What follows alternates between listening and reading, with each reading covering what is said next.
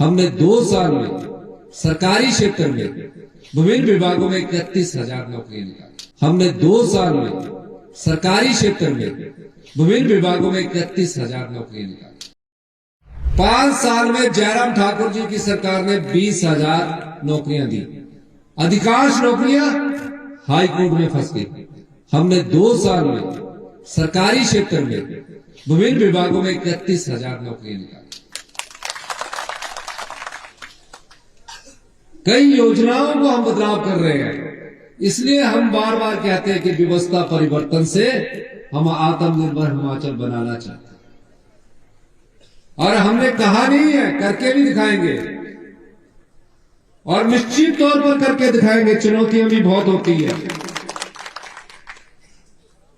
हमारी सरकार को गिराने का प्रयास किया गया। आप लोगों की सरकार है जिसके मन में आपके लिए पीड़ा है, आपके लिए दिल में और दिमाग में योजनाएं हैं। 6 विधायक हमको छोड़कर चले गए। हम माइनॉरिटी में आ गए। जयराम ठाकुर जी कह रहे थे इस सरकार को भगवान भी नहीं बचा सकते।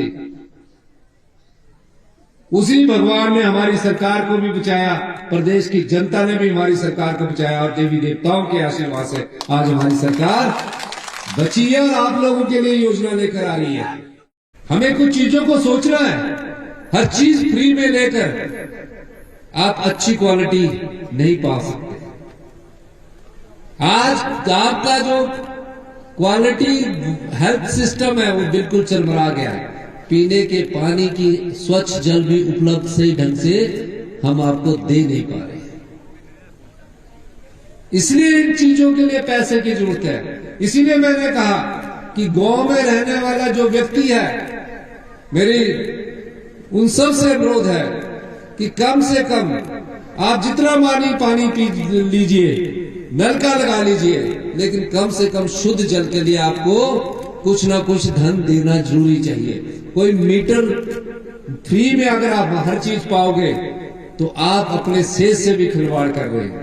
सरकारें आती है, सरकारें जाती है, 5 साल के लिए आप चुनकर भेजते हो, लेकिन हमें अच्छी क्वालिटी की पानी चाहिए, अच्छी क्वालिटी का फूड चाहिए, अच्छी क्वालिटी की एजुकेशन चाहिए, अच्छी क्वालिटी का हमारे को हेल्थ सेक्टर चाहिए।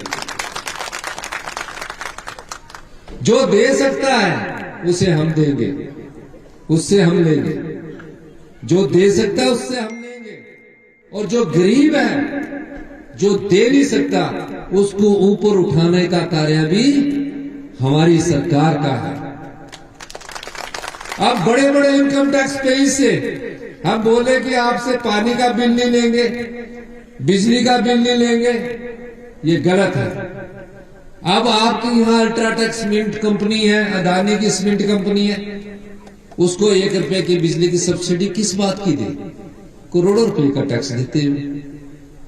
अगर हम उसको 1 रुपए की सब्सिडी दे तो वो आप पर डाका डालकर दे रहे हैं हमको। हमने उनकी सब्सिडी को भी बंद करने का निर्णय लिया है।